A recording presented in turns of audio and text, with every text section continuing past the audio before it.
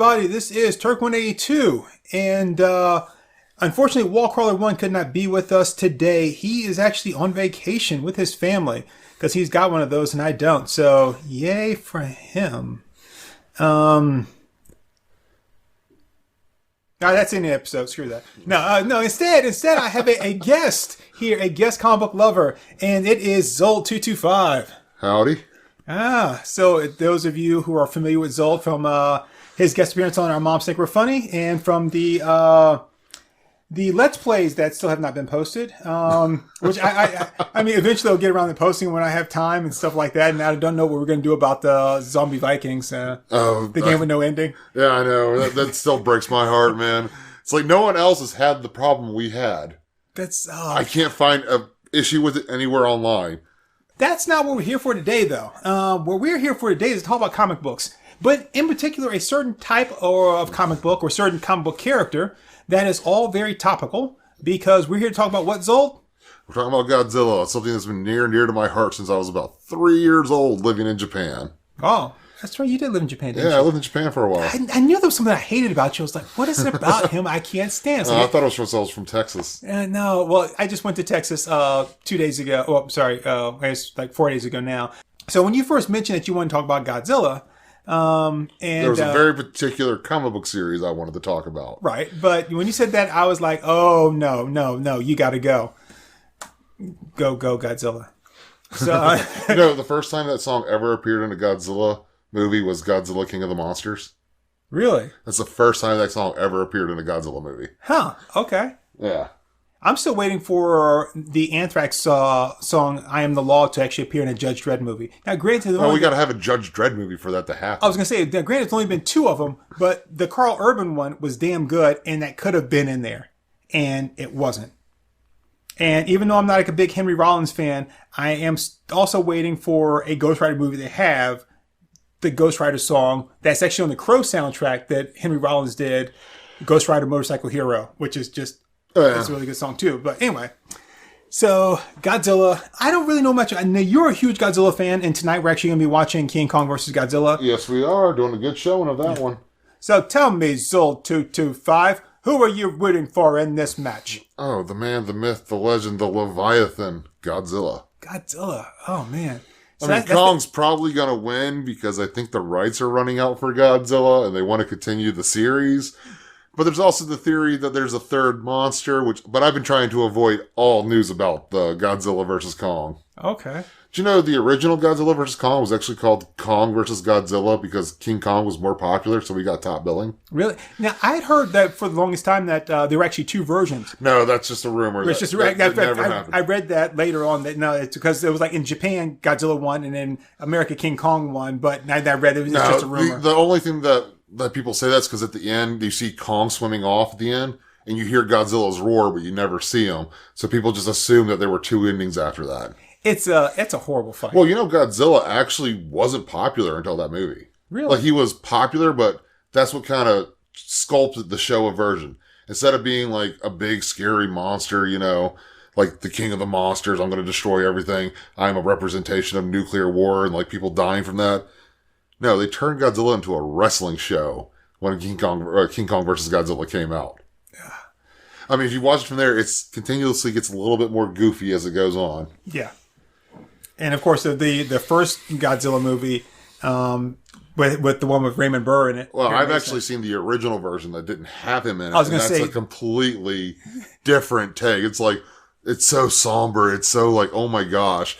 Then you think about this movie coming out, like 3 years after the bombs were dropped. That would have been like someone making a 9/11 movie less than 3 years after it happened. Well, I mean, they did, but... Well, you know what I mean. It's kind of uncouth. You shouldn't really do that. Or maybe it was a year after. It was really close. And it was like, that's kind of wrong, man. Yeah, well, I think it's interesting that they were like, okay, we're going to take this movie over here, and we're going to get, Perry Mason just to shoot these new scenes, just to... They did the same thing with Kong versus Godzilla, too. They added more scenes to it for American audiences. Really? And it was mostly just white guys pointing at a map saying, Godzilla's here, basically. Little blinking light. Beep, beep, beep. Godzilla's here. No, it wasn't even that. It was literally like... No, I'm just like unrolled. It was just an unrolled map on a wall. It's like, Godzilla's here in Tokyo, but he's heading south this way. It's like, okay. So if Comey were here, he would say, well, that's what you get when you drop a nuclear bomb in a country. And you know, it's funny because at first it sounds kind of insulting, but it really is. It's like, that's what you get when you drop a nuclear bomb in a country. So I mean, like, if you look at anime is completely shaped by the fact that, you know, the Hiroshima and Nagasaki, and that's why, like, it used to be, it's kind of changed now, but it used to be that most of the heroes were all female because they were like, okay, when the world is, you know, is rebuilt, like, they're the ones that are going to say, and almost all these animes always took place after, like, this nuclear war. And then you have, like, a movie like Akira that starts off with, oh, by the way, boom, we're going to blow up Tokyo. And now we're going to, so it's kind of interesting to look at that. And then you said you got Godzilla, and it's like, oh, hey, this is what happens when, you know, with nuclear, with radiation and nuclear stuff. Well, like the new legendary Godzilla, the whole story goes is when they dropped the bombs on Japan, that awoke in Godzilla. Mm-hmm. They got scared crapples of Godzilla and lured them to Bikini Bottom, you know, the islands. Right. And that's where they did all the nuclear testing, but it was actually them blowing up Godzilla. And then SpongeBob came into existence because of it. You didn't know that story? You don't know that? I don't. Yeah, Bikini Bottom is Bikini Bottom where they did nuclear testing. So right. SpongeBob's supposed to be a radioactive mutation. So he actually really, that's why when he goes to surf and dries out, he's just a real life sponge. Yeah. Okay. And Patrick is actually Starro from DC Universe. No, I'm joking. That would be weird. It's like, that would be the dumbest taking over the world possible. I just picture like a starfish going on someone's face and he's, my name's Patrick. Look at Starro. I'm Patrick. Oh, SpongeBob. Yeah. That's one show I watched some of, but I was never big into. I cannot get into SpongeBob at all. The early seasons aren't that bad, but later seasons get a little cringy.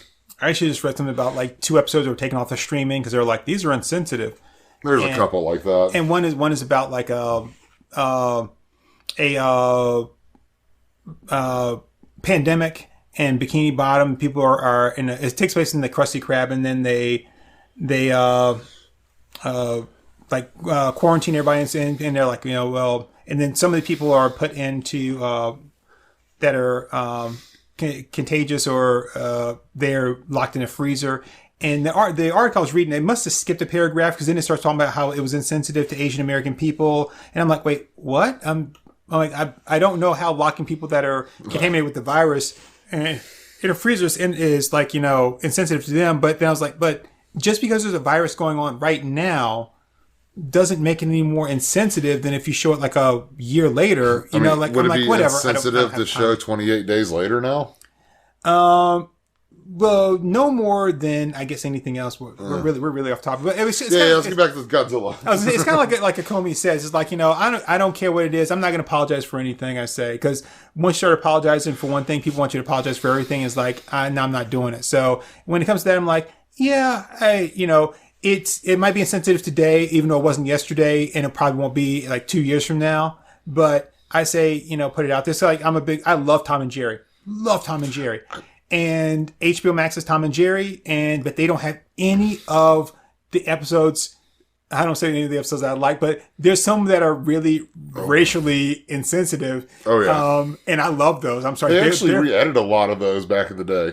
There's a box set that came out, and it's introduced by Whoopi Goldberg, and she says in that whole thing about, like, you know, there's some stuff in here that it's cultural timing and all that. Right, stuff. and she said, and the whole thing is like, to take it out would be like pretending it never existed. Yeah, and we don't want to do that. Didn't they have something like that with Fantasia too, where they had the people come on and talk about it beforehand?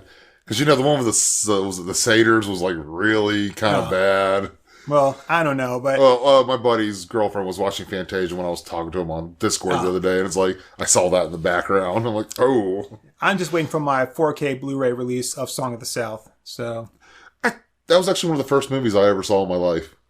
Well, we talked about that at Comey and I did, and I was like, I understand why people make a big deal about this, because... I love the Burrow Rabbit and the Burrow, you know, the Burrow stories. Well, I'm like, here's a story that, if nothing else... is a more true representation of like slavery than anything else. Because here's an older black guy who was a former slave who was just beaten and saw so much horror and misery that he's knucking futz now. He sees like animated birds like singing to him and shit, and he's like, come on there, little kids, and let me tell you this great story. Like, he is just gone. Like, that's the true horror slave right there. This guy, he's like, I've seen some shit, and so now I'm crazy. I mean, I look at the brighter side of life now. It might be imaginary, but it is the brighter side of life. Right. I mean, nothing else like replaces the horrors of war other than John Rambo, right? Song of the South and John Rambo. Those are two things that really talk about war. That would be a weird crossing. Okay, back to Godzilla.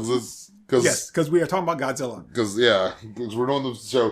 So the comic book story that I really want to talk about is my personal favorite Godzilla comic. Technically, I haven't read that many Godzilla comics. I've read a few here and there. But I stumbled upon this one a couple years ago. It's Godzilla Goes to Hell.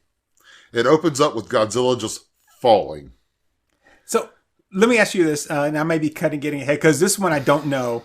And I was kind of reading before you came over, and but I personally let myself ignorant about this, because I wanted to hear you tell me about it. But how does Godzilla go to hell? That comes up in a later comic. Okay. It just starts off with him falling. Y'all know how massive Godzilla is. He's anywhere between, 80 meters and like 38 meters. Now, his foot is big as a city bus. I know that. Yeah, he's now, like...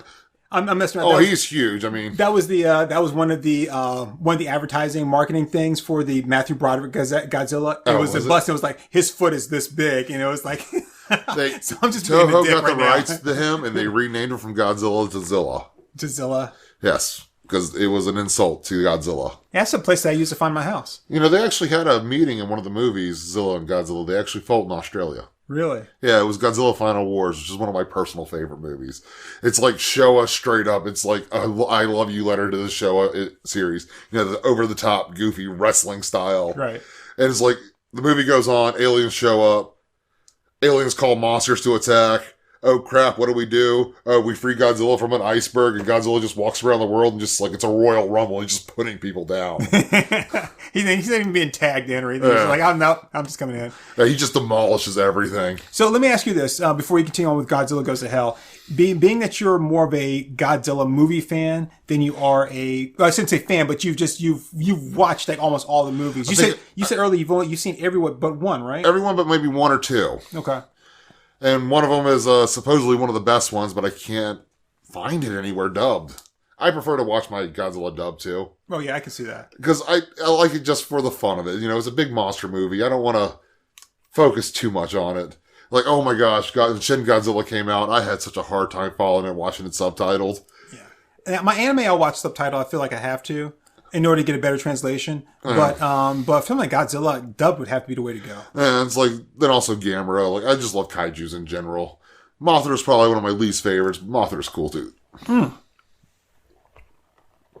Sorry, taking a swig here. I read something recently, not I say recently, but then like a month or so ago, that said if Pacific Rim Uprising had done better at the box office, that it was going to be Godzilla, King Kong. They were talking about doing a crossing over. Right. Oh, this is something you might find interesting. I just learned the other day. You remember the movie Deep Rising? I love Deep Rising, dude. You know, that was supposed to be a prequel to a new King Kong series? Really? Yeah. You know, when they're on the island and you hear the roar? And that's supposed to be Kong. And he goes, what now? Because, so Akomi and I watched that. We love Deep Rising. Did a whole episode about it. It was a great movie. Oh, dude, it's so much fun. Yeah, just random trivia for you. It was supposed to be a soft, like, prequel to a King Kong movie. Because it's before Stephen Sommers went completely off the rails with some of his stuff. But he, because I mean, like, I love, like, Joey's just like, it's great. But the whole thing, but then, you know, in the end, they show up on the island and there's the roar and there's something comes crashing through the trees. And I'm assuming that there's something else, like, there's lots of big things there, but I didn't know. And then I'm like, okay, when I saw it as a kid, I assumed it was another one of the squid monster things. Like, oh, well, okay. Then just recently I came to find out, like, doing some research on the computer before this video, that it was actually a soft prequel to a new King Kong series. Okay, so that answers a lot. So now I'm okay with it not being a sequel to Deep Rising, knowing that it was just Kong on the island, because I thought there was going to be, like, lots of, like, giant creatures. There probably was going to be a lot of giant creatures. Right, because on Skull Island there's lots of giant creatures. There's dinosaurs and stuff in the originals and all that good stuff. There's a giant snake and all that. Yeah, the T-Rex, the giant spiders, all the bugs. Hell, you go into Peter Jackson's version, there's really big bugs. Yeah. Okay, back to Godzilla. But yeah, so that's interesting. All right, so So my question is going to be that being a big Godzilla movie fan and having read a lot of the comic books, is there a huge difference between Godzilla in the movies versus Godzilla in the comics? It's the same but different. It's a different universe. It's kind of like reading a different comic book. It's like, oh, what if kind of thing. Okay. They're not in the same continuity, really. They have a lot of the same monsters, but it's not the same continuity. So it'd be like reading like a Batman story from like the 60s and a Batman story now. Yeah, it's like pretty same much. character, but like the everything's like slightly different enough to call it something different. Speaking of, Marvel used to actually own the rights to Godzilla comic books. Yeah, they did one back in the late 70s, early 80s. It's the Avengers versus Godzilla. Godzilla thrashed them all, even the Hulk. Well, now here's a question. Namor has the ability to communicate and control underwater creatures. Could he control Godzilla? I don't think so because wait, can Namor control underwater creatures? Well, he can call them monsters and stuff. I know that. I know Aquaman can. Well, he's like, I don't control them. I just asked them for their help because he's got to be all PC now. Well, he'll call like what is it? Whatever, something Rex. I can't think of the damn creature's name. Yeah, because that's what he says all the time too. Yeah. Imperious Rex. Imperious Rex, yeah. I mean, he calls him up, and he's nothing but a big kaiju. Yeah, but he actually lives. He's like he's like a megalodon. He's like an old prehistoric version of like a whale or something. Okay. So that kind of goes back to the whole Godzilla thing. It's actually Gojira, which means gorilla whale. Gorilla whale. Yeah. So Godzilla is the son of King Kong because King Kong fucked a whale. It's actually Godzilla was supposed to look completely different when he first came out. He was supposed to be more of a cross between a gorilla and a whale.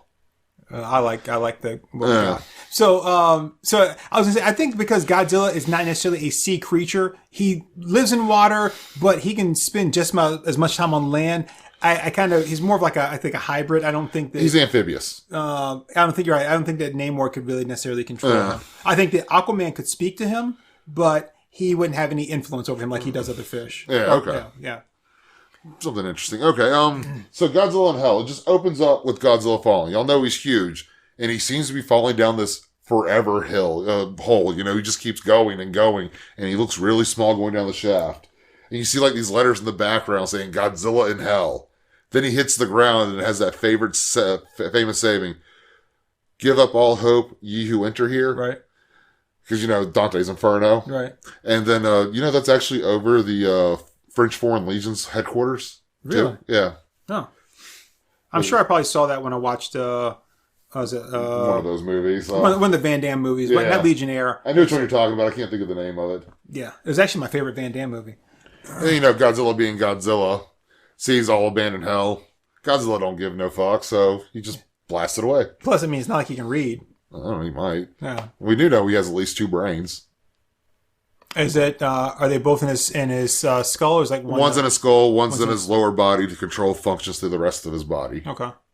That's a whole movie thing right there. In one of the movies, they go into a big thing about crushing his secondary brain. Is that in the one with? I think that's Space Godzilla. Oh, Space Godzilla. Okay, I thought it might have been. It's Space Godzilla. I thought it might have been one with Breaking Bad, but. Oh no! This is this is the Heisei series. So there are 4 basic Godzilla series. There's the Showa series, which are the crazy, ones back in the 60s. There's more like wrestling matches. Then we had the Heisei series, which was a serious story, a couple movies, and that's the one that had Godzilla die at the end. Mm-hmm. Then there's the Millennia series, which are just a bunch of movies that are like all standalone. Only one they ever really connect to is the first one, and maybe one other one in there. And then they have the Legendary series, and if you want to be technical, they also have the Shin Godzilla series. I'm not sure if that's considered Millennia or not. Okay. That's a lot of Godzilla. Yeah, there's a lot of them. See, back when I was young, I used to go to a video store all the time, go in and look at the shelf and just find some random Godzilla movies and rent them every weekend. Or Gamera movies or Rodan movies, whatever I could find. Nice. Yeah. So yeah, Godzilla does all that. He breaks the sign. He's like, Godzilla's bad. What is he going to do? So he starts wandering around. And in the distance, he sees, I think it's a swarm of bodies. I can't remember. Now, I got to say, because you've got the book pulled up here. Yeah. The artwork is beautiful. Oh, the artwork is amazing. So, each comic is, each one does a different artwork in the story each time. Like, let's pull up the name. I can't remember the name of the guy who did this one. Because I know that for a lot of the Godzilla series, well, I shouldn't say a lot of them. The ones that I'm used to seeing are the ones that were from, I think Dark Horse did them. Yeah, art and story done by James Droth. Stocco? Yeah, that's not a D. Okay. But I was gonna say a lot of the ones, I think it was Dark Horse they did them at the time, that they were Art Adams did the covers for them. Yeah. And Art Adams is a great Godzilla. Yeah, like I said, it's a very pretty one. There's like very little dialogue in here. There's little to no dialogue in the first issue. But Godzilla crashes. He blows up the Abandon All Hope, and he just starts meandering along. And he sees a nuclear power plant, and he just starts meandering up to it. And see, he feeds off radiation, right? And then he like looks into like the tower, and like he sees like this amalgam of like flesh and teeth and claws just sitting in there. And then it just jumps up and attacks them. It's pretty crazy. Oh, so yeah, so it's some kind of like some other kind of like it's like a Cthulhian monster, right? Almost. That also feeds on radiation. No, it's a hell monster. It's a demon. Well, since it was hiding in the cooling tower, I figure it also. I think that's just the show Godzilla. Give him the stick and the carrot. Okay. Here's a radioactive thing for you to feed. Oh no, it's a monster to torture you. So I think this is like Godzilla going through purgatory almost, because that's the top layer of hell. Right. Oh, yeah, then after that he kills the thing, no problem. He's Godzilla, he's the king of the monsters, whatever. And then this huge storm appears out of nowhere, and it's just a billion souls just going across the landscape. It just crashes into him, and Godzilla forces his way through this body of souls. It's like, you remember the sandstorm in Mad Max? It's just like that. Only it's just bodies. Yeah, I glance over, like, that's nothing but a bunch of souls. Wow. That's beautiful artwork. Oh, yeah. So how old is this book, by the way? I think it came out in 2006 or 2016. I don't remember off the top of my head. I'll have to look There's got to be a trade for it, I'm sure. Yeah, probably. Oh, and then after all that, he gets to the bodies and he runs into a copy of himself. But it looks slightly wrong. Right. Godzilla being Godzilla, check this out, it's another one of my species. I never see any of my other kind. And then it just transforms into like another one of those amalgam creatures and just starts trying to eat Godzilla. And like I said, in this comic book, the only words in there is Godzilla in Hell and Abandon All Hope. There's nothing else written. Yeah, you can see him, he's scarred up and everything there, and then he just transforms. Oh, wow, that's nice. Yeah, it's awesome artwork. Yeah, it's very reminiscent of John Carpenter's Thing. Yeah. And there's, climactic Godzilla fight, and then he just does the Godzilla thing and just says, no. Runs into his mouth and shoots him through the other side. Yeah, he's charging up his spine there. Yeah. And then he falls. To the next level. Yeah, to the next level of hell. So what do you think of that? I mean, like I said, there's very little written. It's all told through the art. It's a very beautiful comic. I mean, just showing what you're showing there, I think it's really kind of cool. So I like the idea. Obviously, the fact that it doesn't have any dialogue in it and there's very few words, I mean, that fits if you're going to tell like a story, a Godzilla story, and not necessarily from his perspective, but it's all about him. Where normally it's the people that are like, oh, this is what's going on. Godzilla's usually more of a set piece than he is a character. And now we need Godzilla to help us. So let me ask you, as a huge Godzilla fan, like, what is Godzilla's motivation? Godzilla depends on which series you watch. Sometimes he's just a monster. Sometimes, sometimes he's intelligent. He wants to protect people. Sometimes he wants to destroy people.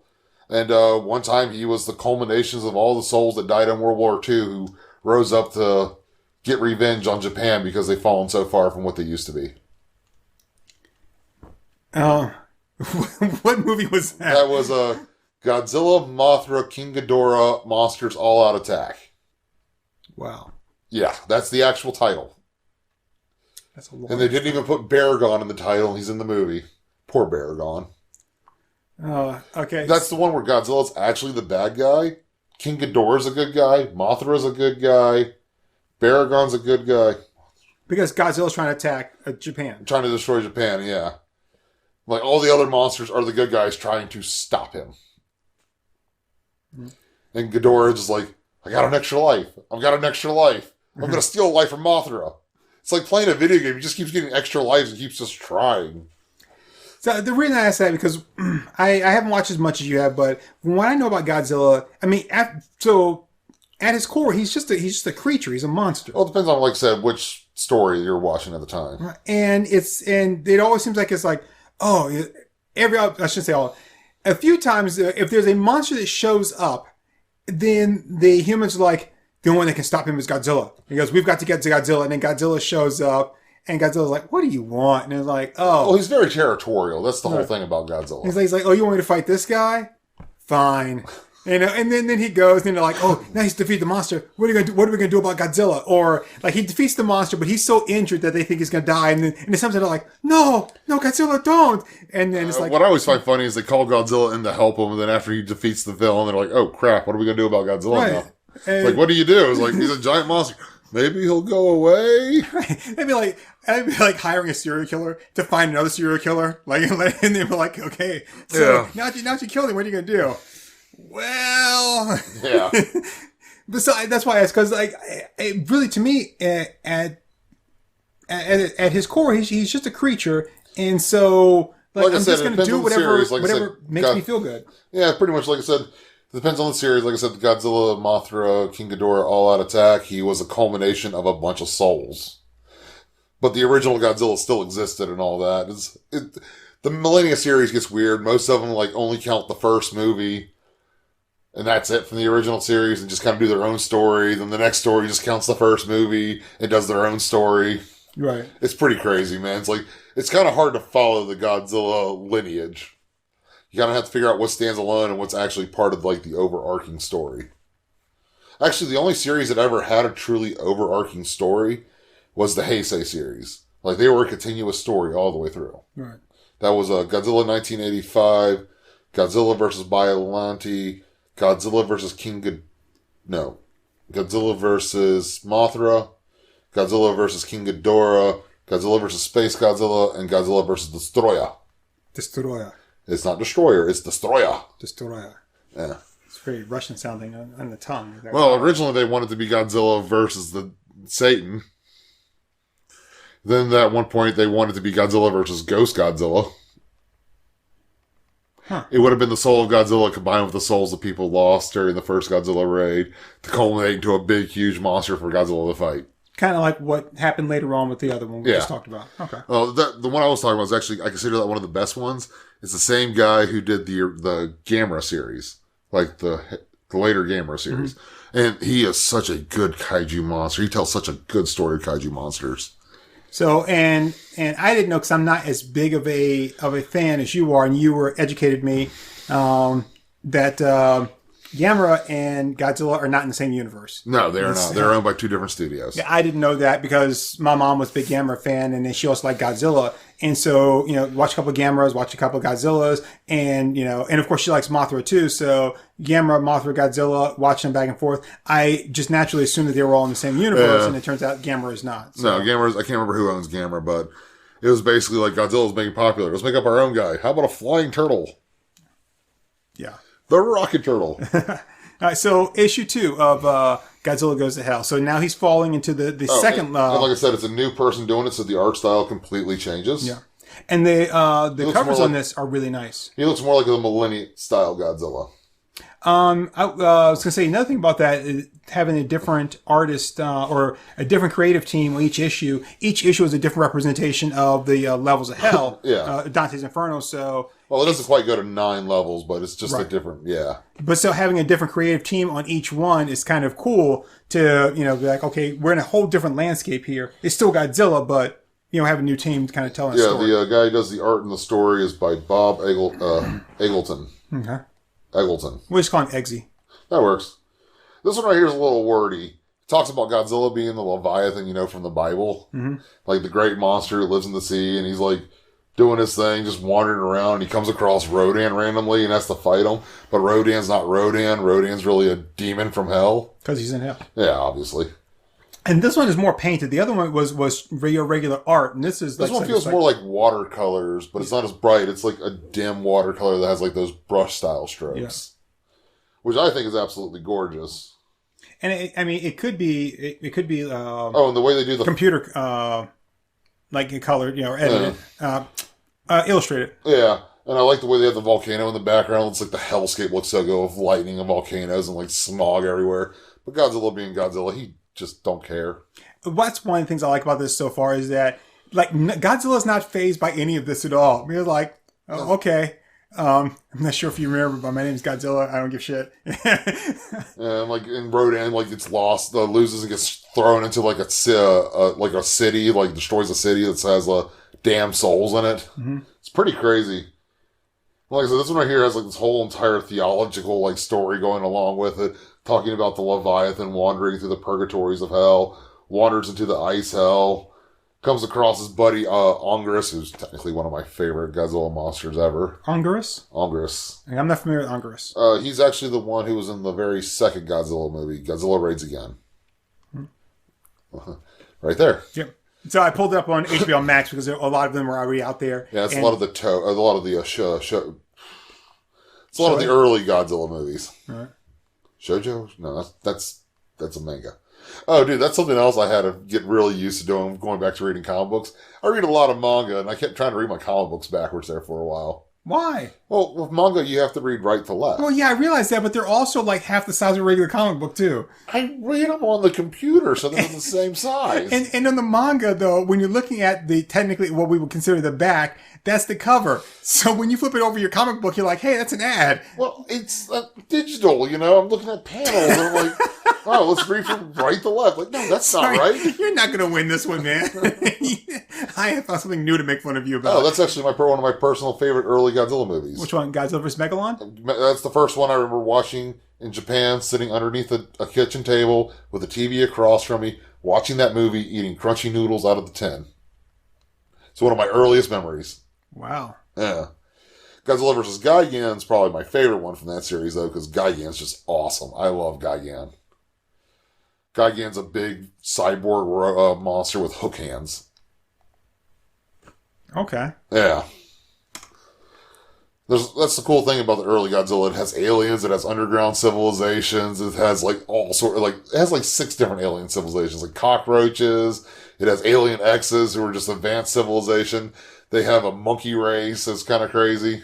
So they weren't expecting Gigan to pick anything up ever. Yeah. Well, he's not seems to be built for combat. Oh, I hate that movie so much. Godzilla vs. Hedorah? Yeah, it's the weirdest movie of the bunch. Like, it has dance breaks for, like, disco. Ah. It's weird. Dance Dance Godzilla Revolution. I remember that game when it came out. That really wouldn't surprise me if Japan actually put that out. I don't know if there was one. I'm just being a jerk. Yeah. Right. I'm just saying it's Japan. It really wouldn't surprise me. So he beats the crap out of Ongerus, crashes through the ice. So each level of hell has a different thing. So what is the overall the theme of this hell that Godzilla is making his way through? He's running into other monsters who are just demon versions of themselves, just to give him a hard time. But he's Godzilla. All right, he's just like... He's good until King Ghidorah shows up. King Ghidorah is like his greatest villain. Right. Which is also called the Astro Monster, which is also called Monster Zero, and it's also called Monster X. It was called Ghidorah, and it was called Ghidra. He's had so many different names, but he's King Ghidorah. Ghidorah. He's the golden god. He is the space monster. He travels from planet to planet, obliterating them, because he has nothing better to do, and just heads to the next planet. Right. That's what King Ghidorah does. And of course, in the most recent American Godzilla movie, he was still a space monster. Right. Right. It was like they were like, "Hey, he doesn't really belong here. He's not from this, or he doesn't belong with the other kaiju and and monsters. Like he's they're all from here. He's from outer space." Yeah. Like I think it was Destroy All Monsters. Like there's like the last because it's really weird. Godzilla movies like have a timeline within them. Mm-hmm. Like the Showa ones. Not Showa. God. Yeah, Showa, whatever they're called. The first series is like, it actually has a timeline, and like, I think it's Destroy All Monster. It takes place in the year 1999. Aliens come to attack. They take over all the monsters. The monsters attack everything. The humans break the control. Then all the monsters just beat the living crap out of King Ghidorah and kill him. That's funny. Yeah, it's like a gang beating. It's like 8 monsters just pounding the crap out of him. Of course, this will break your heart. Manila gets the last hit. Who's Manila? Godzilla-san. Oh. I just refer to him as Godzuki because that's the only thing I ever know him by. No, Godzuki is the Hanna-Barbera. Yeah, I hate... God. I might be wrong on his name, but I thought it was Manila, but you get different translations, you get different things. It's Minya, Manila, it's one of the two. That was the one with the stupid little kid, and he finds it, and he... That was does a little dance and then blows out the little smoke rings. I think that's Monsters Attack, which is before Destroy All Monsters. I hate that movie so much. I hate that movie so much. And the thing is, I never remember which one it is until I go to watch one. I'm watching it, and I'm like, wait, is this the one with the little... I'm like, shit, it is. Yeah. Oh, I just saw one. It was the Godzilla versus Eberron, I think, or Godzilla versus the Sea Monster. That's a really cool story with that one. Basically, Toho still had the rights to King Kong after Kong versus Godzilla, and they wanted to make another King Kong movie. But something happened, and they ended up putting Godzilla into the role instead. So Godzilla acts like Kong in the movie. It's really weird. Like, he gets infatuated with a woman and stuff like that, and like... Holy crap. Yeah. It's like, that's not Godzilla. Oh, back to the story. So, He's wandering through this endless ocean, comes across King Ghidorah. King Ghidorah just blasts the crap out of him, and all of a sudden a whirlpool opens up and swallows Godzilla. And then that drops him down to the next level of hell? Drops him down to the next level of hell. So he actually doesn't even beat King Ghidorah in that level? No, he doesn't. But he beats, like, 4 other monsters, so we'll forgive him. So, like I said, I'm curious, because, you know, in the whole thing with, like, Dante's Inferno, the level of hell has something to do with, you know, like your sins or... Yeah. And so with him being there, I would think that there's something that he has to beat or accomplish, or something that he has to recognize, even though he's Godzilla, within himself. And I guess in order for him to move to the next level, he's encountering that, and so I'm wondering, like, what is it that he's, like, finding, and then... That's like, the cool thing about these comic books, is there's not that much dialogue. It's all up to your interpretation. Okay, so... Well, that one's got a little bit more than it has, like, it's more like told in like a myth or a legend, you know, like Dante's Inferno story. Alright, the next one's actually my favorite one. Alright, and there was 5 issues to this, right? Yeah, there's 5 issues. Okay. Next one is Godzilla In Hell, Volume 3. No special title. And this is by who? That's what I'm looking up now. Ulysses? Is that what it is? Ulysses, Francis, and Eric... Freitas? Yeah, that sounds good, Freitas. Freitas, yeah. I am horrible when it comes to names. Like, I can never know how to pronounce them. Naga, not going to work here anymore. So this actually tells you how Godzilla came to hell. Good. The opening of this one. So it shows, like, a Japan just completely trashed. It has, like, giant defense monsters, like Moglin. He's a robot with a drill nose, but he's pretty cool. He was in Godzilla vs. Space Godzilla. And it just, like, this whole ruined city, and it just shows Godzilla and Space Godzilla standing in the middle, getting ready to fight. Oh, they're in Rio de Janeiro, too, so they're fighting in front of the Jesus statue. Right. Which I thought was awesome, because, you know... That's kind of interesting. Yeah. And they just beat the crap out of each other. They both do, like, a huge blast against each other. It causes, like, a nuclear explosion between the two. And they blow up the world. Well, that was a quick story. Well, that's not the story. I know, I'm just... Yeah, it's like... They all get supercharged, and they just blast each other, and the world breaks, and that's how Godzilla ended up in hell. When he awakens, though, he's in front of this mountain that's covered in eyes and teeth. So how is it that... So Godzilla wasn't there at the time when the two of them destroyed the world? No, he died. That's how he died. Right, but I'm saying he wasn't there at the battle, though, was he? Yeah, it was him and Space Godzilla supercharged, both to their breath weapons. Oh, okay, I thought it was the other guy you said with the drill head. No, he was just a body in the background. Oh, okay. Yeah. Like, just a little cameo, kind of like that. Okay, so Godzilla basically he's responsible for the destruction of the world. That's why he went to hell. Well, that's where it gets kind of interesting with this one. Okay. Because I told you he comes across these weird people with Mothra wings. Mm-hmm. And they're flying off this mountain that's covered in closed eyes and mouth. And, like, wings and stuff like that. And then, like, the eyes open up and they talk to Godzilla and they go, submit, serve. It's supposed to be a representation of God. So God is trying to get him to submit and serve so he can go into the battle against hell. Trying to recruit Godzilla, essentially. And Godzilla being Godzilla, it's like, nah, I'm going to crush your angel. And so God gets mad and casts him into hell, where he meets the devil in an icy plane, which happens to be representation of the monster who killed him, Space Godzilla. And I assume he'd be weaker in the icy world, right? I think it's just a representation of the devil. Okay. We said on the icy plane, I see the ice there. Well, in Dante's Inferno, the 9th level of hell was... No, I haven't been there yet. Oh. Okay, well, the 9th layer of hell is not a fire pit. It is an ice pit. It's the coldest place in existence. I've read Dante's Inferno. I played the game Dante's Inferno. Cool thing about the games, they had an audiobook of Dante's Inferno on the game. See, I always thought that you would... that in Inferno, like if you were trying to redeem yourself, that you would make your way up from the 9th level to the top. Well, in that game right there, it's a little different. You're trying to save the soul of your wife, so you're going deeper to get her. Yeah. Sorry, that just takes me back to Okomi and I's conversation about Double Dragon. All those games in the all those games in the 80s where your girlfriend gets taken away, River City Ransom, right? And then you go through all this stuff. You kill who knows how many people to get them back, but the relationship's not going to last. No, and you never live up to expectations, right? Because and then it's like, how long are you going to hold on to the thing? Like, remember how I take out the trash. Remember when I saved your life? Right. It's like, what do you mean you're going to leave me? It's like, why won't you have a threesome? Like, I don't understand this, right? So basically, he ends up in hell. He's in hell. Space Godzilla is a representation of the devil. He has his demons. He sends them to attack Godzilla. Godzilla's thrashing him. Space Godzilla attacks him. And then demons fly down. And God's like, no, that's not going to work for me. That's not going to work for me. So he sends the legions of angels to fly down Godzilla's throat to supercharge him. And then he destroys the devil, which is Space Godzilla. So this is funny because the reason that Godzilla is in the 9th level of hell is because God was like, hey, I want you to embrace and serve, and because I need you to fight against me. He's like, hell no. And then he gets cast down, and then what does he do? He ends up fighting anyway, but it's like, yeah, but I didn't do it for you. Yeah. So he gets supercharged, blasts the crap out of Space Godzilla, which is a representation of the devil. And then God, the mountain, goes, submit, serve, be my lord.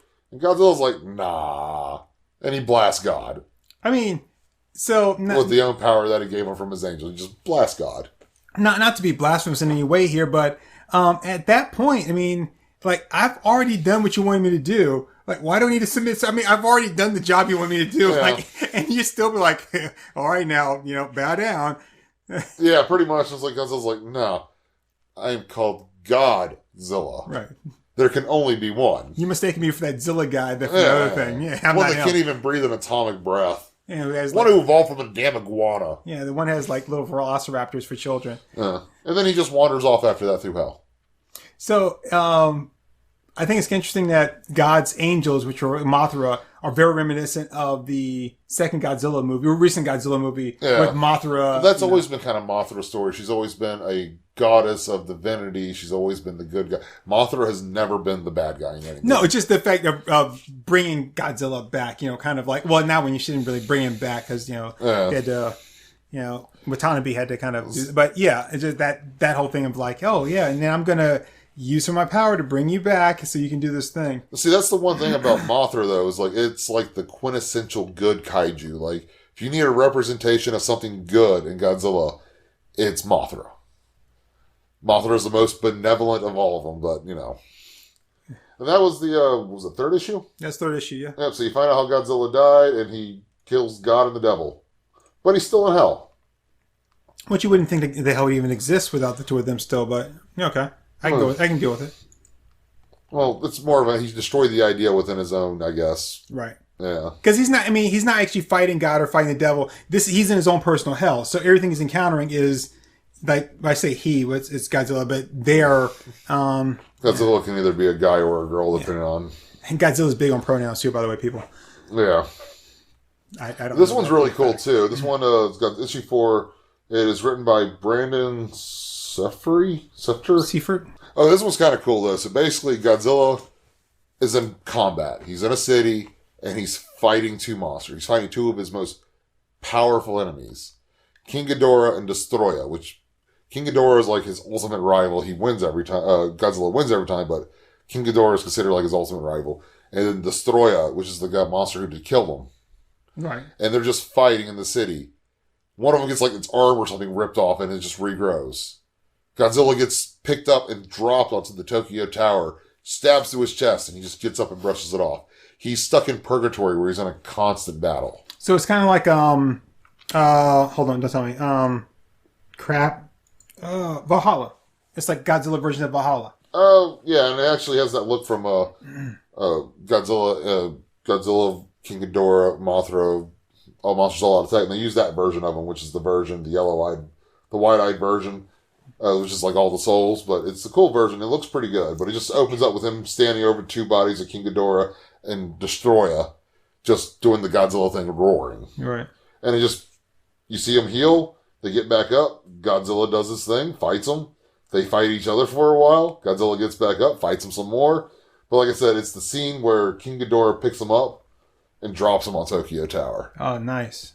Like, he's literally, like, sprawled out and is, like, going through, like, his solar plex. He's just been impaled on top of it. Yeah, it's brutal, but it's so good. And he just snaps it off, hops down, he looks down, he's healed. So then he just starts fighting. He walks to the wall, the edge of the arena, blasts it with everything he has, can't break the wall. But Godzilla is a thinking man's monster. If he can't do it on his own, he's going to get his enemies to help him. So he does the whole thing, fights them. Destroya shows up. Godzilla gets decapitated at one point. Head grows back, looks down at his own head like, what the hell? I like the little spiny ridges he has on top of his head. Looks like he's got cornrows. I never thought of that, but yeah, it does. Because Godzilla's a straight up thug. Oh yeah, man, and he did play basketball with Charles Barkley once. He did. They actually made a comic book of that. Did they? Yeah. I think I actually owned it as a kid. But basically, he tricks King Ghidorah and Destroya into blasting the edge of the city, breaking open the wall, and then he just does his thing and he walks away into limbo. And that was a pretty short one. Honestly, I like so that one I could really kind of see the like that level, that representation, like. So this is what you do. We see you fight all the time. We see you destroy all the time. So here, now we're going to give you this place where you can do nothing but fight and destroy all the time. And he's like, that's not what I'm about. Yeah, it's like she's just stuck in an endless combat, meaningless combat at that. Because nothing you do is going to have any ramifications on this battle. Right. There's no repercussions. And the city's empty too. So there's nobody getting hurt. And there's no one asking him to be their hero either. Yeah. Like I said, I love these things. There's like not very much written in them. It's just beautiful artwork, like all the way through too. Some of them I like more than others, but like honestly, that story we did with the third one is probably my favorite one. Is Godzilla killing God and the devil's kind of cool. Yeah, but I do like the way he looks in this one the best, though. I don't like the opening scene though, just because he looks like he has more of a neck. Oh yeah, I mean, Godzilla's got a neck, but normally it's more connected. It's more kind of tapered into his shoulders. He actually has like a hunch on the back of him in this version. Yeah. He's like a humpback. And like I said, Destroya and King Ghidorah are just awesome. Yeah. Because you know the story of Destroya, right? No. Well, you've seen the original Godzilla where they used the oxygen destroyer to kill Godzilla? God, it's been so long since I've seen that. Yeah, I remember the whole entire story was a mass weapon. They have Godzilla in the water. They open it up. It destroys all the oxygen in the water, destroying Godzilla. Right. Well, the story for Godzilla vs. Destroya is that oxygen destroyer combined with an ancient crustacean at the bottom of the ocean, and it's actually a swarm of creatures that all conform together to make Destroya. Oh, okay, nice. It's a crazy story, but it's basically a callback. Like the thing that killed the original Godzilla comes back to fight the Heisei Godzilla. Gotcha. Yeah, which is a really cool concept. It is, especially since it was like, well. In order to kill one monster, you end up creating another monster. That was kind of the whole point, weapons of mass destruction.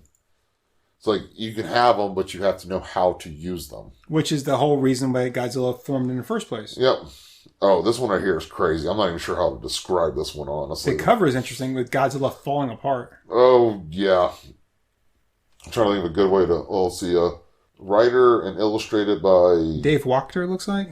Oh, and it starts with him just on a open plane, a white plane.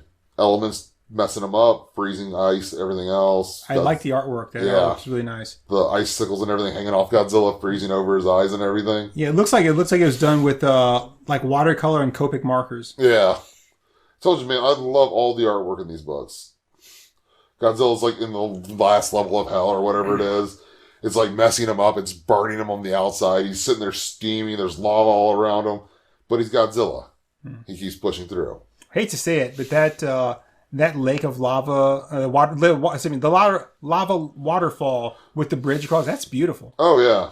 I mean, if that existed, I'd want to visit it. I wouldn't want to go across that bridge. Now, is that lava or is that blood? I'm really not sure. It's not steaming like you would expect lava to be, so I'm kind of thinking it's bubbling. probably blood. So it's heated. I would say, considering he's in hell, I'd say it's blood. It's probably the blood of all the people that were hurt or killed because of he loses. No, for a minute there, from here, No. look, he lost his tail. That's his foot. The bridge collapsed underneath him and he falls into a bunch of stalagmites. So, Stalagmites stick up because they're mighty. Stalactites hang tight to the ceiling. Yeah, I was going through that in my head. I'm like, it's tight to my. I saw it in your sign. But yeah, I was gonna say it probably is blood. I was saying that probably the blood of like all the people he inadvertently killed or people he didn't save. Oh yeah, and he just falls onto like these stalagmites, and you realize it's actually a nest, and these little red things, like a swarm of them, just come out, and Godzilla's like, Nah, I'm going to take these on. Just keeps walking, ignoring them. They're attacking him. He doesn't care. He's Godzilla. He's the king. Right. And he finds the gateway. No, this is where he meets the devil. Okay. This is the one where he meets the devil. At least I'm thinking it's the devil. There's not really much words or clarification in the comic book. But it's just this great beast sitting on top of a mountain with a Japanese arch going across the top. And he just looks at Godzilla as he's trying to climb this mountain. And he's like, nah, I'm going to throw a landslide at you. Godzilla bounces all the way down. And then those demons come back. And then thunderstorms go around the devil and everything. Then that swarm comes and just starts devouring Godzilla. Piece by piece until he's just a skeleton left. Oh, man. But it's Godzilla. You know, that little bit of energy he put in each one of those, their bodies are now his. So what does he do? He makes that swarm come back, form around his fallen skeleton, supercharge his entire body, then every single one of those little demons do an atomic breath at Satan, at Lucifer. So he ends up instead of forming a body brand new, he uses them to form his body. And each of their mouths shoot an atomic beam out of it, one of his energy breaths. And so it just looks like a whole entire like Dragon Ball Z thing of like energy. It'd be like Goku using his entire body as a Kamehameha instead of just his hands. Can we just use a different analogy for that? Oh, I'm sorry. You know, I hate Dragon Ball Z. Well, we did play a lot of it. I mean... yeah, I gotta admit the game was fun. Yeah. Even though I lost. Well, it's that quintessential, beam attack, though. It's like, when you want to describe a beam attack, what show do you use to describe a beam attack? Yeah, I get it. Because you can't use Street Fighter. They're just Hadouken's little balls, Unless you go into Marvel vs. Capcom. But he destroys the devil with a huge blast, and, he does the Godzilla thing. He's like, cool, I'm done. Walks up to the gateway, walks through, and he's back on Earth. Which kind of confuses me, because I thought Earth was destroyed, but I guess there's another Earth he comes back reincarnated to. Or maybe Earth wasn't destroyed. Maybe he perceived Earth as being destroyed because he died. Yeah, it's like I died, so yeah, the Earth must have been destroyed. So Godzilla basically conquered God, conquered the devil, conquered hell, and said, "Yeah, I'm done," and just comes back to the sea. So what I find interesting about this story is it's a 5-issue just one shots pretty much. Yeah, but if you look at it like that, because Godzilla doesn't always die, but he's normally hurt to the point where he has to go and heal, and you don't hear from him until the next movie. And they always shock when Godzilla comes back, oh, he's back. He's like, I thought he was dead, Yeah. So it's kind of taking that into perspective as if this is what Godzilla goes through every time he dies. Yeah. Which is why in this one, he's so nonplussed. He's just like, okay, I'm not going to screw with you guys. I'm just going to keep on going. The first time he went through this, he probably stayed there a little bit longer and fought some stuff. But then the second time, he's like, okay, I just know I just got to go through here and I got to get here. And in this one, he's just like, okay, whatever. All right, so I got to hang a left at the boiling lake of blood. Right. I got to go over the bridge of eternal soul damnation. Oh, let me guess. I'm going to get halfway across and the bridge is going to break. Of course, Yeah, but like I said, I like that one fight between Destroyer and Ghidorah because he actually shows he's a thinking fighter. he just doesn't go brawling. He actually thinks in combat, you know? Let me plan this out. Let me, like, juke them so they shoot the wall. Yeah. That's kind of a cool story, man. Yeah, dude, I told you, that's probably my favorite Godzilla. I actually like that story better than most of the movies, honestly. Wow. Yeah, it's a really well-told story, and the artwork is absolutely amazing. Yeah, I do like the artwork. I like this different styles for each story, too. Yeah, and like I said, it's all self-contained story, so you don't have to think that much. There's very little actual dialogue anywhere in the movie. That would be a cool movie, though. Yeah. Animated movie. Yeah. I don't know. The last Godzilla animated movie they did wasn't that good. What was it? Planet of Monsters. It's on Netflix. It's 3 movies. Basically, the world gets overtaken by giant monsters. A bunch of people escape in the light speed, like to go run away, try to find a new place. But you know, time dilation happens when you're moving at the speed of light. Right. So they can't find a new planet. Like, oh, screw it, we're going to go back to Earth. But it's been like 10,000 years. And like the planet's overgrown and like Godzilla's become the dominant life form. So thus the planet customates to him. So everything's like a Godzilla offshoot. And then they try to kill Godzilla, but it turns out they're fighting Godzilla, but it turns out it's not actually Godzilla. And Godzilla is like the size of like a mountain. He's so big. It's the biggest version of Godzilla they've ever made. He's like colossal. Like he almost breaks the skyline. He's so big. They're like, oh, we can beat him. And they just random stuff they go through fighting this thing. It's not that good. Yeah. So it's funny you mentioned that there's a Godzilla Netflix show because there's now a Pacific Rim. I haven't watched that yet. I started watching the first issue and first episode, and I was like, you know what? This is so oriented to kids because the story is like 2 kids that lost their parents. You know, oh, is that what it is? And I'm like, yeah, nope, yeah, I'm out. I tried watching it, but I work crazy hours. Like I get up at 3:45 most mornings, and I was trying to watch it, and I looked at enough, and plus I don't like that style of art of animation. No, I don't like that either. Because they did that with one of the. It's like they skip frames, so it looks a little jerky. Yeah, and then it's like the way it's animated with that weird kind of slick, smooth style. I've never and been crazy light about shading. that. Yeah, I don't either because they did a couple of Marvel animated movies that way. Yeah, and I couldn't watch them. I was like, this is just it doesn't like you said. It looks like you're skipping frames and like the look of it is just not appealing. It's too. But that frame shiny. skipping thing does look really good when it's high octane, quick change fighting because it makes your eyes fill in the gaps with the jump. So the fighting looks a lot smoother. But when someone are just sitting there talking, doing like normal motions, you can really notice it. Because one of my favorite shows on Netflix is called Dragon Prince, and they have that style, and like it's like parts of it are just hard to watch, but it's a good story. Is that the one that's by the people that did Avatar? Some of the same people from Avatar. Okay. I really like it. Of course, I'm a fantasy D&D nerd, so I gotta ask the people. Like, I need some people to comment. Who do you think would win in a fight, Godzilla or Gamera? That's a tough one, man. I don't know. After watching that 3rd movie from their like Heisei series movies, where Gamera gets his arm, where he has to cut his own arm off, then he supercharges the stomp and punches through the big bad guy at the end. That was pretty awesome. Gamera did that? Gamera did that. That's kind of awesome. Yeah, Gamera's pretty badass in the Heisei series version. So, have you actually seen all the legendary Godzilla movies? I have not, man. I've seen. I know you've seen King of the Monsters because you saw that one with me. Yeah. I actually hate the first legendary Godzilla movie. Everyone says it's really kind of slow. It's not a Godzilla movie. Godzilla just happens to be in it. Oh, well. Okay, well then So they always want to tell it from the human perspective. It's like, I don't want to watch Quicksilver try to get back the Scarlet Witch to see their child together. You know, their sister wife. Yeah. Well, I mean, and all the time that they're doing that, his dad keeps trying to sell them drugs. It's like, I don't think Godzilla wants to buy your drugs, Dad. Yeah. So I think we should mention Mechagodzilla at some point because from stories I've heard, he might be in the new movie. Really? I've been trying to avoid things, but I read and watch a lot of things on Godzilla, so it pops up in my YouTube feeds a lot. Okay. So I don't want to see that new enemy films, Mechagodzilla. No! Yeah, I try to be blissfully ignorant on certain things. I've been trying, but it's so hard. It kind of got ruined for me a while back because somebody was talking about the toys being released for the movie, and they mentioned Mechagodzilla. I'm like, no! But that doesn't necessarily mean, though, that he's going to be in it, because a lot of times they put in, like, toys just to kind of flesh out the roster. Yeah.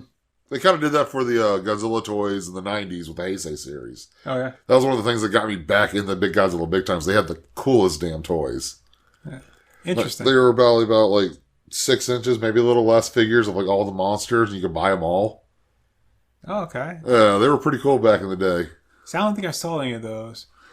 So yeah, it's an interesting thing, just kind of going along with Godzilla stuff. So Akomi and I have been watching, doing Let's Watches of the Japanese Spider-Man series. Spider-Man? Spider-Man, yeah. Yeah. Oh, God, Leopardon, go! That series is so great. It's so bad. Oh, it's so awesome, dude. So there's on Disney Plus, there's a series called 616. And yeah, I haven't watched it yet, but I have seen it. So the very first episode, though, is about Japanese Spider-Man and how it got made and everything else. It's great. And they talk to the guy that plays Spider-Man, because the guy that plays Spider-Man, they played, I forget his name, but the Japanese Peter Parker. He's not the guy in the suit. He's not? No, there's actually several different guys that wear the suit depending on the stunt. So he's just the guy that up until the point where he's like, Spider-Man, go! Yeah, right. And then the suit comes on and all that. So I've heard of Spider-Man a couple times, but I really didn't know much about him until I read the book Ready Player One. Oh, yeah. And of course, Leopardon appears in the end of that. Yeah, Leopardon's in that. So, it's like he was always just something I heard about, but, never actually got interested in it until I was like, oh, well, Spider-Man with a mech? I want to see what the mech looks like. Oh, it just looks like a standard mech. That was a little disappointing. Well, okay, I thought it was going to be a big Spider-Man mech. Okay, well, here's the thing, and they talk about all this in the whole thing about the making of it. But the guy that played the Japanese Peter Parker, whose name I can't remember, he has very fond memories of the show and loves it. He didn't, and when he's talking about he was people this is still a thing, people still watch this, but he was never supposed to go outside of Japan. Yeah. It was and that was it. It was never supposed to. It was kind of like the whole entire Super Sentai style of show. So Super Sentai came from Japanese Spider-Man. Oh, that was first? Yeah. And then from what they were saying in that is that then spawned the Sentai's, because they were like, we need a giant robot. And they're like, okay, here's a giant robot.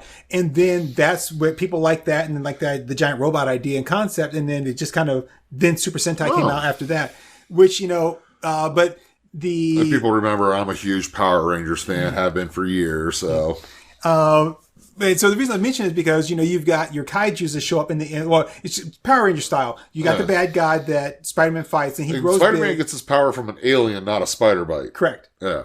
But the alien has some spider stuff because he gives him I forget the very first thing, he gives him a spider kiss or whatever. But yeah, he's an alien. Yeah. That's been on Earth for 1,000 years, hiding out in this cave because he was injured so much. But he came there 1,000 years ago, in a spaceship that had a car that had Goodyear tires on it, which is awesome. So. So what movies of the Legendary series have you seen? Just Godzilla versus Godzilla King of the Monsters, or have you seen? I've seen Skull Island. Skull Island wasn't bad. It wasn't Samuel L. Jackson's best outing. I like that he was just a bastard throughout the whole thing. He is such a straight up jerk. At no point, even when he sees nope, I still hate you. Which I think is kind of nice, to see someone whose hate runs so strong that even when you see somebody do something good, I feel that hate was earned. I mean, he did kill some of his men, but I guess it was that whole entire thing about Vietnam. Was it Vietnam or Korea? Vietnam. Well, that's the thing. He came there hating this creature already. So yeah, he just wanted a war that he could win, and not Yeah. It's we didn't lose the war; we just left the war. It's like Jurassic Park 2, I think it is, with Pete Postlethwaite, who's always things yeah, I'll go here and capture these dinosaurs for you, but I get to hunt T-Rex, and it's and that's, I want a boy, I want a bull, right? And it's that's what he wants, but he came there with a sole purpose, and that's it. And Samuel Jackson with a sole purpose, nothing. And I think the more King Kong fought back against him, the more determined he was to bring him down. Yeah. It was that, okay, going back to, I think, like I said, just in case, I want to mention Mechagodzilla. Okay. Because the only movie I haven't seen is a continuation of Godzilla versus Mechagodzilla. It's called Godzilla versus Tokyo Sos. And the whole story behind that one is that they recovered the original Godzilla skeleton from the bottom of the Japanese Ocean, brought it up, and built Mechagodzilla around the skeleton as the foundation. Really? Yes, and it's my favorite incarnation of Mechagodzilla. His name is Kiru. And he's just over the top, fighting Godzilla, then all of a sudden Godzilla roars and his eyes change color, and then there's this whole entire thing about genetic memory where the bones within the Mechagodzilla remember what Godzilla is, and he takes over, and it's a crazy story. But there's a part 2 to the movie, and I haven't seen it yet. Okay, so Mechagodzilla's fighting Godzilla. Yeah. But if they use his skeleton to make Mechagodzilla... There's two Godzillas. There's the one from the original movie and the one that's invading now. He just flipped me off, people. I'm sure I you guys didn't saw mean that. to. I was counting on my fingers. So I'm like, I always thought they were the same one, that he just didn't die. No, it's usually most movies, the first movie happened, Godzilla died, and it's the second Godzilla that showed up in the other movies. Okay, so you guys still didn't learn your lesson about, nuclear war and radiation. Is like, no, we send a giant Godzilla. You're like, oh, we stopped him because we took all the oxygen out of the water. And then that created this other thing, but at the same time, it also meant that it's like it's like the whole thing about power. Power abhors the vacuum. So if you got something that's really powerful, then something equally powerful, if not more powerful, has got to fill that void. Yeah. So when you kill Godzilla, the only thing you do is you just create a bigger Godzilla. That's pretty much what happened. Oh, let me tell you the story about the craziest Godzilla movie, though. Okay. It's Godzilla versus King Ghidorah in the Heisei series. It's like the third movie. All of a sudden, a spaceship shows up in Tokyo. They're like, oh my god, aliens are invading. The whole army rolls out. And then the ship lands, and then a bunch of white guys walk out. It's like, oh, we're from the American Federation, from the future. So white people aren't content with just taking over lands that aren't theirs. Like, currently, they got to go back in the past and take, Let me tell you the whole story, though. So they came back to the past, like, Tokyo gets destroyed by Godzilla. We want to stop that from happening because it messes up the economy and everything. We're here to help you. Sorry. Not because a lot of lives were lost and there's very few Japanese people left. No. The economy is bad. Yeah, the economy kind of got screwed. America. It's been a while since I've watched it, so I might be a little wrong, but that's basically what it is. And they have an android like Terminator style in the movie too that goes with them. But their whole plan is like, we're going to go back in time where Godzillasaurus, before he became Godzilla, lives. And we're going to take him, off the island and get him away from nuclear bombs so there's no Godzilla. So they go back in time with a writer, a reporter, and some other people. They go back in time to World War II. They watch this Godzillasaurus save a bunch of Japanese soldiers from America. And they're like, oh my god, this is happening, okay. Then all the soldiers leave. And they sneak out, they grab Godzilla, they teleport him somewhere in the Barren Sea. They leave these things called dryrads, like these three little weird creatures, winged creatures. Like, we'll leave these here, and they get nuked instead. It's a convoluted story, dude. But I mean, if the radiation turned that into Godzilla, then what do you think it's going to do with these things? It's going to turn them into King Ghidorah, and they have control of King Ghidorah. Because the actual story is that Japan actually became a superpower in the future and was over all the other countries. And these people came back in time to stop Japan from becoming a superpower with King Ghidorah. And then so they're like, oh god, we need a new Godzilla. So they send a nuclear submarine out to the Barren Sea to find Godzillasaurus and nuke him back to life. Turns out Godzilla's been there the entire time, destroys the sub, sucks up the radiation, becomes bigger and stronger, goes to fight King Ghidorah, beats the crap out of King Ghidorah, blows up his center head, drops him in the ocean. One of the girls from the future goes back to the future, gets King Ghidorah, builds a third head, makes a Mecha King Ghidorah, which is basically a cyborg, comes back and fights Godzilla, beats Godzilla, takes him and flies him over the ocean and drops them both into the ocean. And that's the story. That does sound convoluted, dude. Yeah, and then the next story is like, we're going to do Mecha Godzilla, but the only way we can justify it is if we go to dig up the Mecha King Ghidorah and use the technology from the future to make Mecha Godzilla to fight Godzilla. Yeah, dude. The Heisei series is so cool. Wow, that sounds so convoluted. All right, that's funny. Yeah. All right, so... So, I think we should probably wrap it up here, and I got one question for you. Okay. Who do you think's going to win, King Kong or Godzilla? So that's a tough one, man, because Godzilla's atomic breath, it just... That right there, that can put you out. Well, King Kong had lightning powers in the original. And which the original?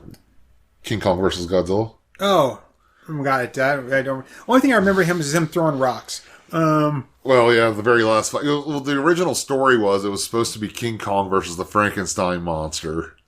How the hell does that work? It was like this whole entire thing. Kong gets captured. They're showing him off at the same time. A distant relative of Frankenstein builds its own like amalgamation monster, and they're supposed to be off showing. They were going to break free and they were going to fight in the city. But then they're like, hey, like whoever had the rights didn't have the rights, and they sold the idea to Japan instead, and they wanted to use one of their own monsters, so they put Godzilla in it instead. But Frankenstein, dude, if you go watch any Godzilla movie like in Germany, all of the monsters are considered Frankenstein monsters. Like Frankenstein built them all. Okay, so okay. I not like a small Adam, not Adam Frankenstein monster. No, like a monster. Okay, because I'm thinking like that's not a fight. It's supposed to be as big as Kong, and so these lightning powers got left in the movie for Kong, so he could be like the Frankenstein monster who absorbs electricity and can do shock grabs through when he grabs people and stuff. That sounds horrible. Yeah. Okay, so I don't know, because King Kong's definitely a scrapper. So if we look at Skull Island, I mean, and we watch him fight, and he just he's a brawler. He's smart. He uses weapons. Yeah, but Godzilla's pretty smart too. But his strength and his atomic breath, it's a tough one. I'm Godzilla all the way because Godzilla. I think this is it. I don't really know who, and I'm okay with whoever wins. That's the thing. Is I don't have a strong favorite. I think they both have. See, what I'm predicting to happen, although they keep saying that there's going to be a definitive winner, but I have a feeling that it's going to be Godzilla and Kong fighting each other. This third power shows up. They're going to work together and beat them. Then they're going to go their own separate ways, so that way all the fans are happy. Whoever's rooting for Kong is happy because Kong lived. Whoever was rooting for Godzilla is happy because Godzilla lived. I have a feeling something like that's going to happen, even though the creators have promised they weren't going to do that. It's kind of like Jason versus Freddy, they promised a definitive winner. All right, well, I ain't going to lie. I kind of have to get set up for the viewing tonight, so we might want to wrap this up a little bit. Yeah, well, we tried to wrap it up, and then we ended up getting embroiled in it. But, it's us, too. We always get caught in the conversations. We both have so much random knowledge we want to share. Right. Yeah, movie night tonight. We're going to be watching some Godzilla. Is it King Kong versus Godzilla? No, it's Godzilla. Godzilla's top billing now. That's good. Okay, well, good, because G comes for 4K, so that makes sense. But yeah. Godzilla's more popular now. We're also going to talk about another Godzilla book. Godzilla... hold on, I got it right here. Across Time? Yeah, Godzilla Across Time. And I wish we had a chance to talk about that, because that's also a 5-issue series, wasn't it? Yeah, it's 5 issues. And I really crazy. I only got through the 3rd issue. But the first issue, I really thought was really more in line with the first one's the Japanese story. The second one is the Greek story. The third one is the Hannibal story. No, wait. The third one is the Mothra story, the plague story. The fourth one is the Hannibal story, and the fifth one is Dinosaur Time. And see, I had only gotten through the plague, the medieval plagues. I was in the middle of that one.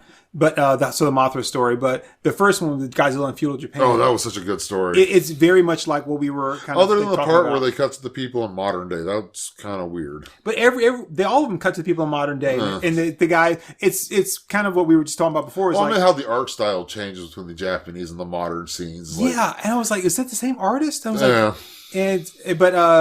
but yeah, the whole concept of the series, and hopefully we'll talk about it in the future. If you want to do that one, I'm more than willing to hop on and talk some more Godzilla. I love Godzilla. The whole concept behind that one is you find out at the end is that there are two scientists or archaeologists or something.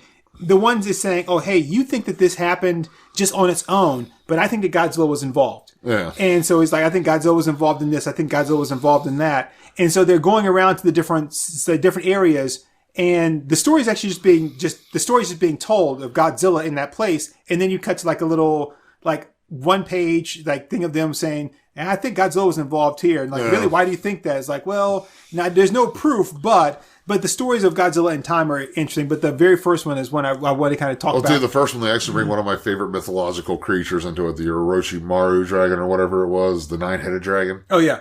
I love that character. I love that monster. I love Hydras and stuff, so I always liked that monster, but he's never actually made an appearance in a Godzilla book before that. Yeah. I mean, he just kind of gets trashed, but it's still a cool concept for him to actually show up, because that's what King Ghidorah was actually based on. Oh, really? Yeah. That makes sense with the different heads and stuff.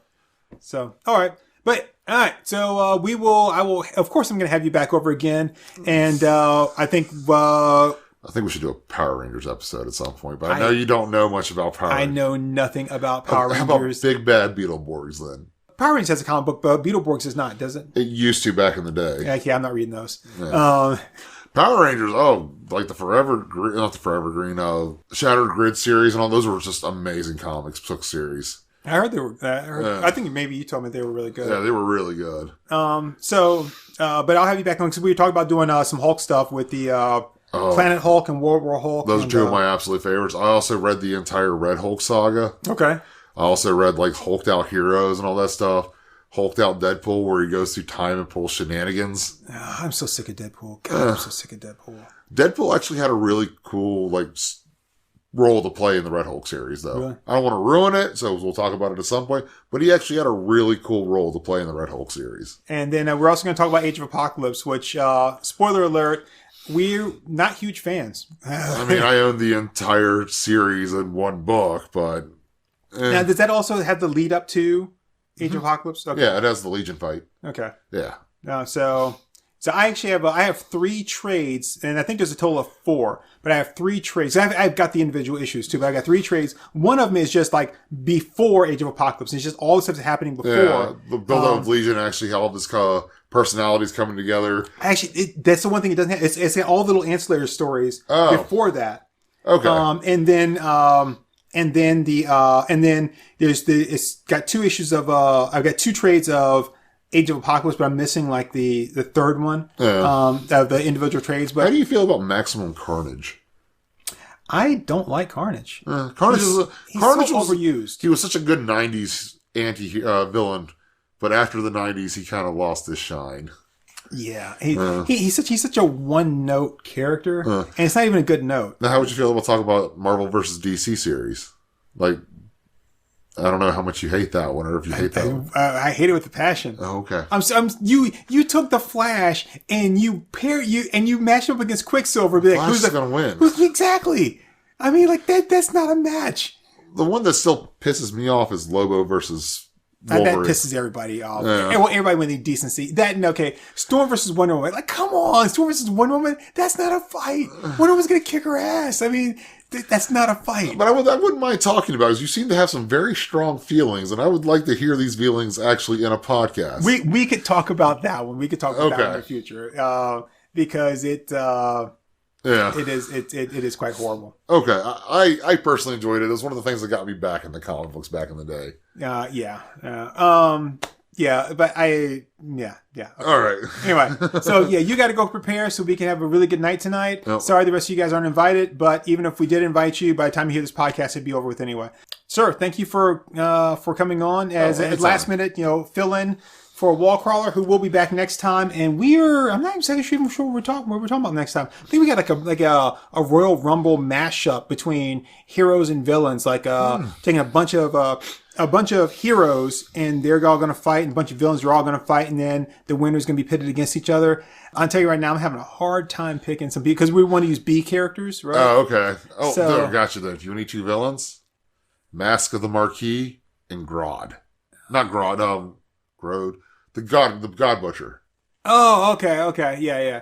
I thought he was a cool character, but I just kind of brain farted on his name. Gore. Gore, that's what it was, yeah. He's actually going to be in the next movie. I think Matthew McConaughey's playing him in the next Thor movie. Really? Huh. Oh. Let's hope he gets more 3D by then. Though those guys are kind of powerful, though. Kind of really powerful. They are technically B characters, though. Yeah, they are. Omega Red. Go with Omega Red. Omega Red. No one ever shows Omega Red love. I don't even know what the hell Omega Red does. He's a mutant with he lets out a spore that kills people slowly. But it also he also has palladium or whatever it is for his tentacles, which is an offshoot of antimadium, which slowly poisons him. It's carbonadium. Yeah. It's so it's carbonadium, because he needs a carbonadium synthesizer because he's being killed. But the spores will drain people's life force, and it will rejuvenate him. Yeah. I think his character looks really cool. I thought he was a cool concept. But I still like what the hell is he? Like, what does he do? Like I get this stuff. I'm like, damn Russians. All right. Well, I really got to take off. I got people calling me now. Yeah, they can wait. All right. So, again, this is Turk182 and guest star Zuld 225. All right. And this has been an episode of In the Gutters. So thank you all very much. Except Wallcrawler will be back with us next time. And we will eventually have, not eventually, but we will